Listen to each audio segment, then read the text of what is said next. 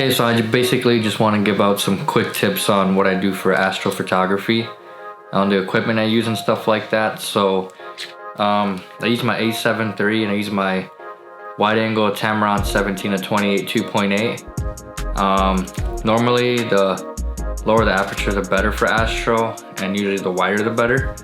But 2.8 works really well, especially since I have a full frame camera.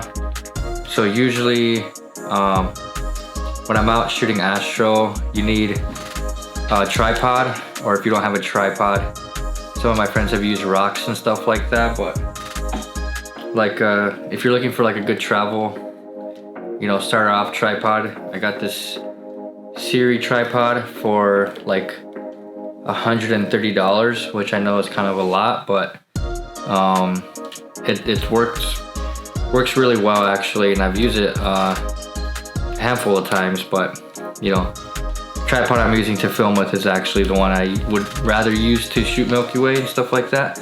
But this is just like in case you don't want to spend $300, then you can get this little one.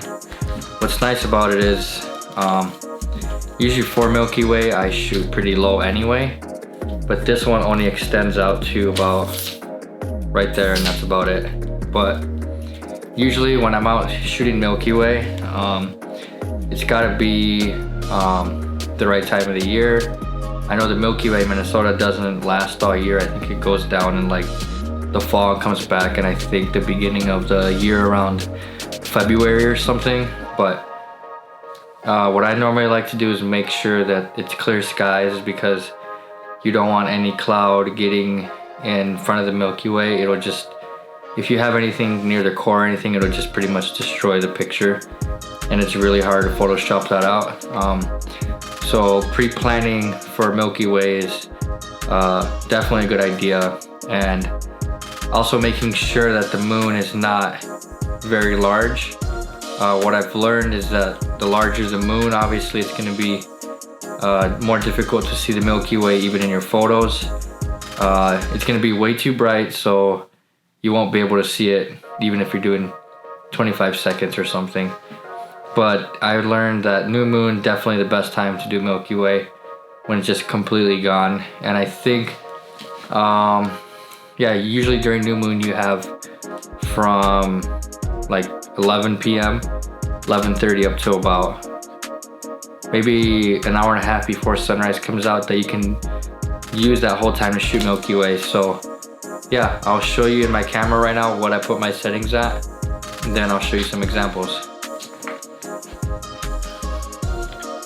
So usually when I'm shooting Milky Way, this is on a Sony, so I don't know how it is on other cameras, but you want to set your camera to manual focus, so about right there, and then have your aperture at 2.8. That's what I usually have mine at, and then my shutter speed at shutter speed. You can do anywhere from, I usually go between 15 seconds and 25 seconds, but right now I've usually been doing just around 20 seconds. That kind of helps me a lot. And then my ISO, I'll usually set it to about, honestly, it depends. So if I'm doing 20 seconds, I usually set it at 5,000. If I'm doing 15 seconds, I set it at 6,400. And if I'm doing 30 seconds, I'll set it at 4,000. It all just depends, I guess, on what you want to do. But that's just a quick tip on what I would do.